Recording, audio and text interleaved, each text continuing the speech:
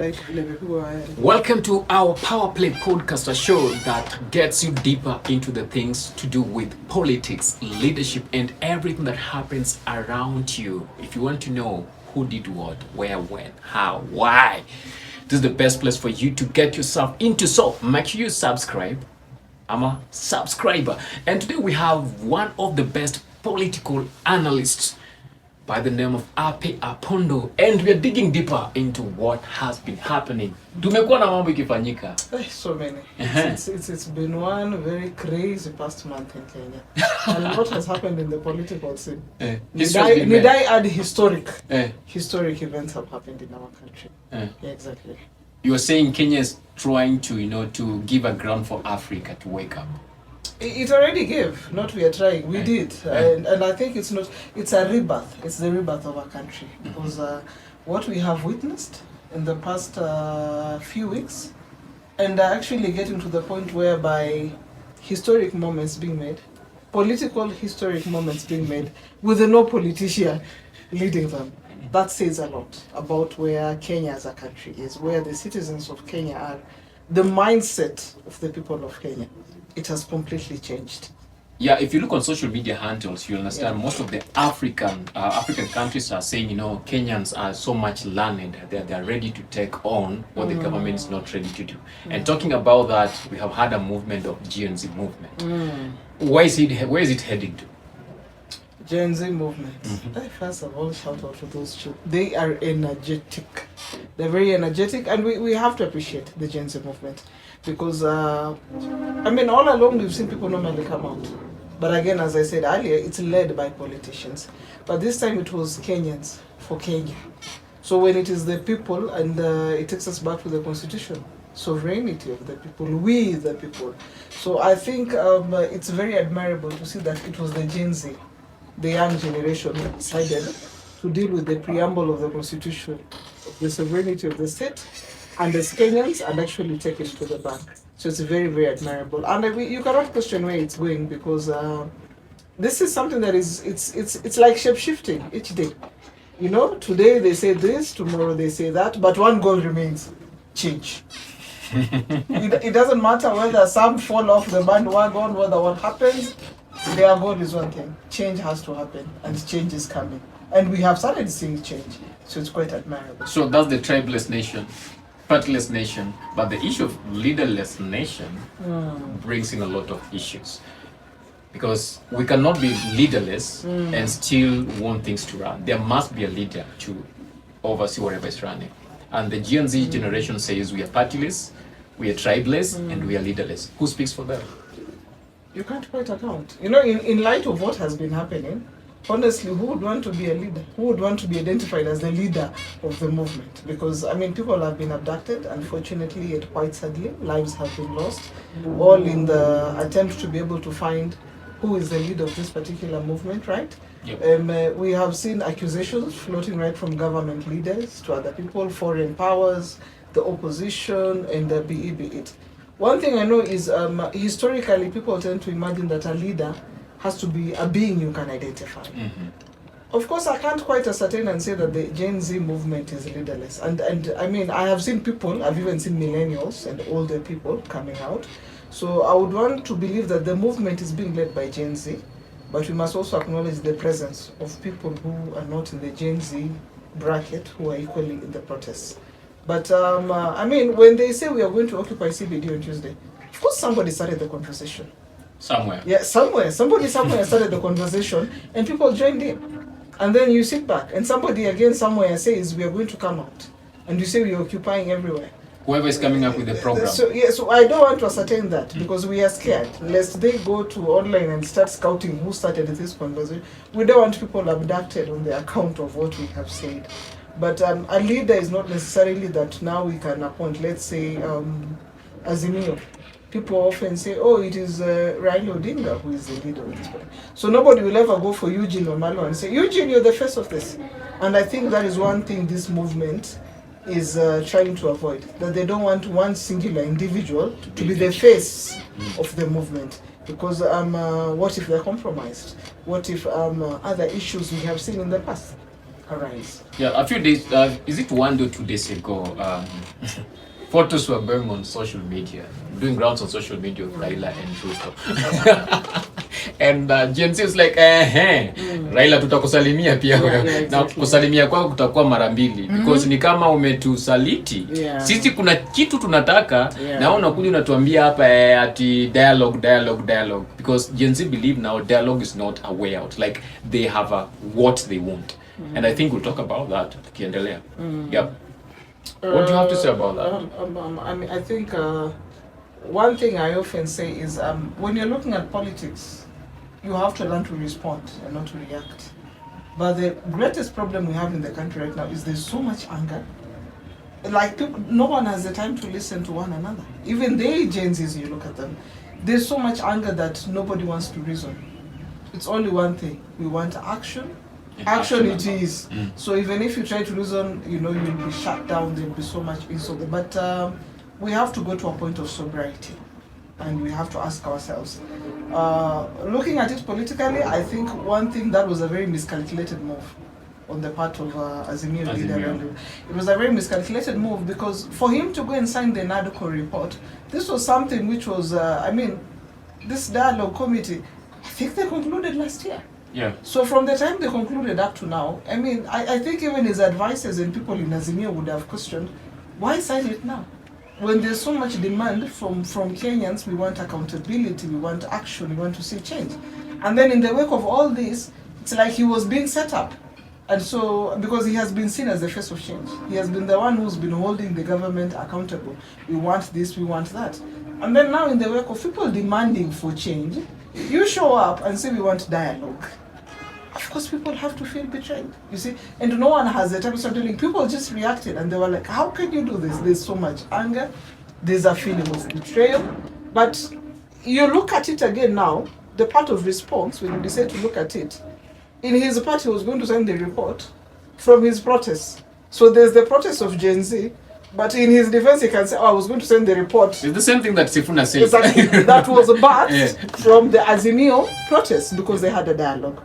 But I think the miscalculation they are all making is you had a report. It's the NADCO report. It's the National Dialogue Committee. So you already dialogued to come up with that report. So for you to come again and tell people to dialogue, how do we dialogue over a report that was dialogued over? Yeah. Now what we want to see is implementation, and that's why I'm saying it was a bit miscalculated from on his part, because even if he meant well, no one has the time to reason and understand he meant well or not. It's just anger. That is true, because many people came up as like, wow, now where's the opposition in this country? If the guy we look unto as the opposition leader, ameenda ku handshake, because what will call it a handshake. Now who is the opposition in this country? Now we don't have opposition. So ni kurambwa tutarambwa hadi ifanye nini ishe. Until I saw Babu Wino post on his ex account akasema yeye atasimama in the party of oppose the government as long as it can take. No. Okay, we don't need to talk about that. So the Gen Z called for that. And then Raila went on the other side. And then today, we've seen a lot happening again. We've had a lot has happened because even prior to that, yesterday. That's what I'm telling you. But I think one thing that has to be here, and we have to understand as a people, and I think it has to be understood by everyone. While we are demanding action, it has to be very clearly understood, because the Gen Z is the face of the protest. Sure. But no one is more Kenyan than the other. That you will go to the streets and shout, and your counterpart doesn't go, doesn't mean they are less aggrieved. Some people probably just went to the street. I know people are angry. People went to the streets. We want change as a nation. But we also have to be able to agree that in what manner is this change going to be implemented. You see, we also can't live in a country whereby it's instantiation, where you say, I want it and I want it now. And I don't care how it comes. Yeah, exactly. We have to be able to also understand we don't want to create a power vacuum. The only problem is Kenyans have suffered so much. Money is being looted, there is corruption. No jobs. I'm telling you, the level of oppression and anger that is out here, you even try to reason, you'll be castigated for reason.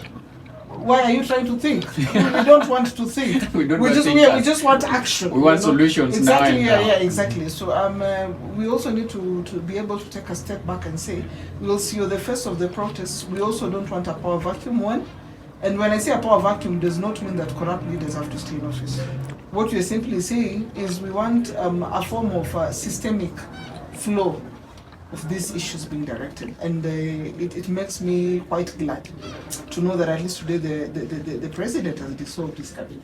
That was the next thing we're talking about. Now that he has dissolved the cabinet, there's a power vacuum that we just talked about in those. Now what next?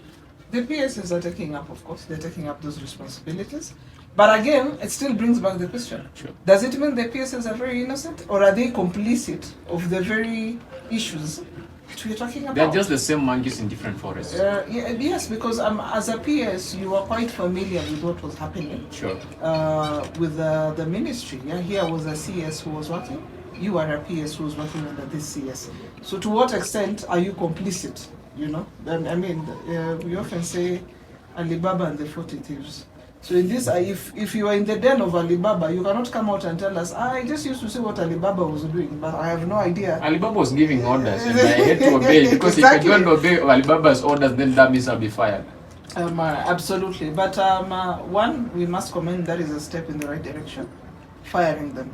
But, and again, I tell you, kudos to the GenZs, because that was one of the demands. In fact, the NADCO report, because if you look at the NADCO report which was signed, some of the things that they recommended is equivalent to the demands that were laid by Kenyans in the face of this protest.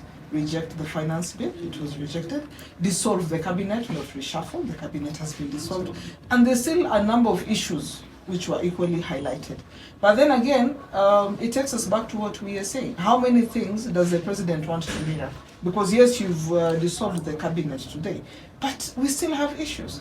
We still have innocent Kenyans who died in the wake of this process. Why wait that? How many arrests have we seen in terms of police officers who are complicit in these heinous crimes? You know, what action have we seen from IPOA?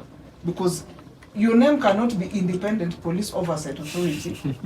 And there's zero oversight exactly that we are seeing. Last week we saw the president saying he has dissolved some ministries that were replicating duties. But did we need to protest for us to say this? Because we have a ballooning wage bill. We are paying salaries to ghost workers. You know, and you're paying billions. We are having issues. We are being told there's a typing error of over 300 million at the NHIF. Have heads rolled at the NHIF? No one has been fired. I mean, even before the president dissolved the cabinet today, what had the health CS Nakumicha done then? So it's not enough for you to say, I have dissolved my cabinet. The next thing we want to see is, even if you've dissolved them, can competent persons be the occupants of the new? Exactly, because it's not enough to say, I have fired them, and then you retain a PS who's complicit of what has been happening. Bring in a new CS, and probably the CS will be working now under the orders of the PS. So, if I hear you well, you're talking about the wrong people in the right seats here. Completely. Absolutely. And I think the greatest challenge we also have as a country is we have people with responsibilities, but they have no authority. So your responsibilities are laid out for you, but you have the authority to enact the responsibilities and roles that have been enacted to you. I mean, look at the control of budget. She has been talking about wastage in county government. I am yet to see any arrests made. I mean, you know, sometimes I question, I mean, you're seeing so much wastage in county government.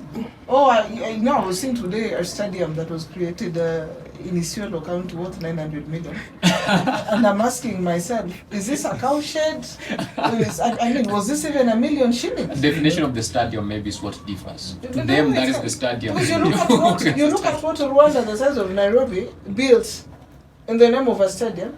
And this is a country that is telling you we want to be able to host Africa Cup of Nations. How do you host AFCON when you're busy creating cattle dips in the name of stadiums, you know? And the governor is still in office. There's a CEC in that county who's still in office. So when you have the controller of budget raising all these kind of issues, and no one is reacting, that's what I'm telling you, she has the responsibility. But does she have the authority? Does her office have the authority? How many other bodies have been enacted by the government that are existing and were created as acts of parliament, that they have the responsibility and they are doing their mandate, but do they have the authority to be able to enact? And that is one of the key things that the president has to be able to address, to at least get back, at least win the favor